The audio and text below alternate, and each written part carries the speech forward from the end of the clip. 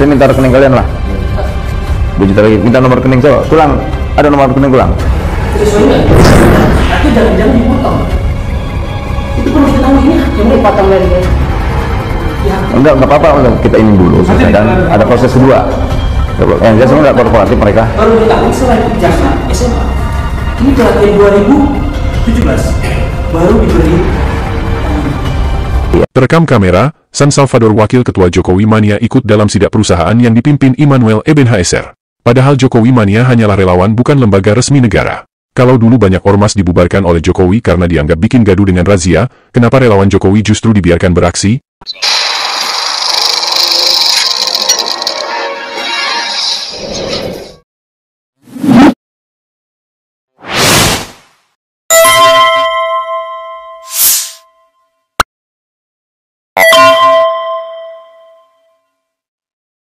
Ya kan, mereka juga berwenang, ya kan, untuk misalnya memeriksa, diserahkan aja, ada lembaga yang lain kan, buktinya dari abang, ICB, ICB, Indonesia Corruption Watch itu mas, itu lembaga swadaya ini kan kita mau mendorong, kita kan mau mendorong agar proses hukum ini lebih cepat.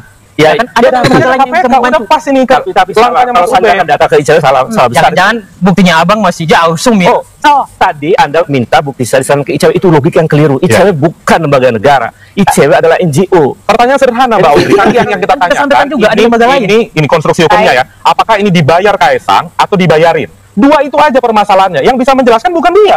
Yang bisa menjelaskan Kaisang. Nah, temannya itu harus dilihat relasinya. Apakah kalau Kaisang tidak anak Jokowi, Kaisang bukan adik Gibran, bukan adik ipar Bobi Nasution, dikasih nggak saya wajib pribadi itu?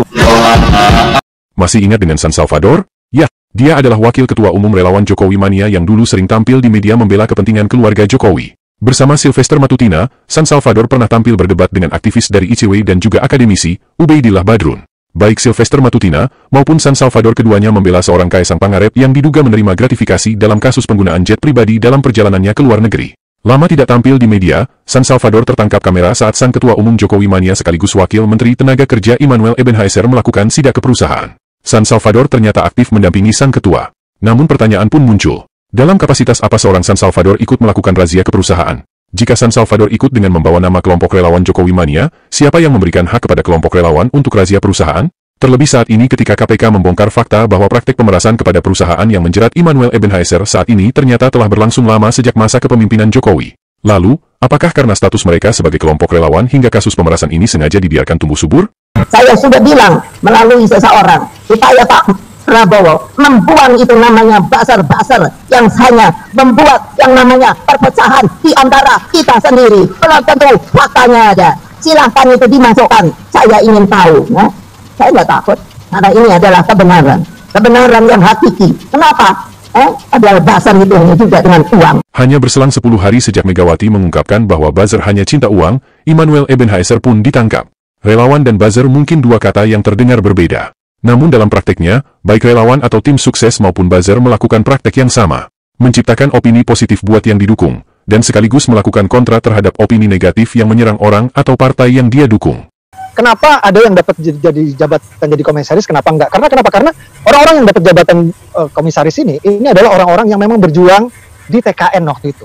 Ya, kalau aku beda, aku sama Jenny ini waktu pilpres kita ini influencer yang dibayar, gitu.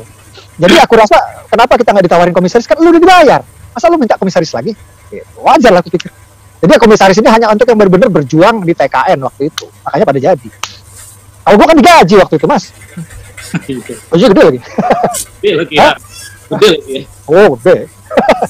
Sangat mengerikan. Mereka bekerja untuk memenangkan Joko Widodo dalam kontestasi pemilihan presiden di tahun 2014 dan 2019 dan lanjut memenangkan Prabowo Gibran di tahun 2024. Tapi bukannya dibayari dari kantong pribadi Jokowi, mereka justru dibayar menggunakan anggaran pendapatan dan belanja negara. Kita mengenal relawan dan buzzer seperti Ade Armando, Alex Freddy Damanik, Budi Ari, Sylvester Matutina, Immanuel Ebenhaeser, Paiman Raharjo dan lain-lain yang diangkat jadi menteri, wakil menteri dan komisaris di perusahaan milik negara.